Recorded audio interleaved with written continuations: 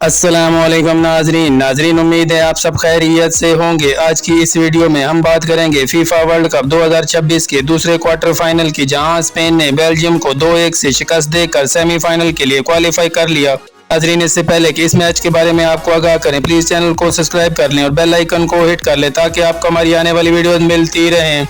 नाजरीन, बात करें मैच की तो मैच के आगाज से ही स्पेन ने गेम पर मुकम्मल कंट्रोल रखा और मुसलसल अटैक किए। पहले हाफ के 30वें मिनट में काबियान रोन्स ने खूबसूरत गोल करके स्पेन को 1-0 की बढ़तरी दिला दी। ताहम बेल्जियम ने हिम्मत नहीं हारी और 41वें मिनट में चार्ल्स डी कैंगलू ने शानदार बैट्स के जरिए गोल स्कोर करके 1-1 से बराबर कर दिया। पहले हाफ के इख्तिताम तक दोनों टीमें बराबर थीं और मैच इंतहाई दिलचस्प हो चुका था। दूसरे हाफ में दोनों टीमों ने कई मौके बनाए, लेकिन फैसला कुन लम्हा 28वें मिनट में आया जब स्पेन के सुपर सब मैकल मेरिनो ने बाउंड पर गोल करके स्पेन को 1-2 की बढ़तरी दिला दी। यही गोल मैच का फैसला कुन गोल साबित हुआ। इस जीत के साथ स्पेन ने सेमीफाइनल में जगह बना ली, जहां अब उसका मुकाबला फ्रांस से होगा। नाजरीन, यह मुकाबला टूर्नामेंट के सबसे बड़े मैचों में से एक समझा जा रहा है, क्योंकि दोनों टीमें टाइटल की मजबूत उम्मीदवार हैं। दूसरी जानिब बेल्जियम ने भरपूर मुकाबला किया, लेकिन अहम खिलाड़ियों की इंजरीज और आखिरी लम्हात की एक गलती उस पर भारी पड़ गई, जिसके बायस उसका वर्ल्ड कप 2026 का सफर क्वार्टर खत्म हो गया और वर्ल्ड कप जीतने का ख्वाब चिकना चूर हो गया। दोस्तों, आपके ख्याल में सेमीफाइनल में फ्रांस और स्पेन में से कौन सी टीम फाइनल में जगह बनाएगी?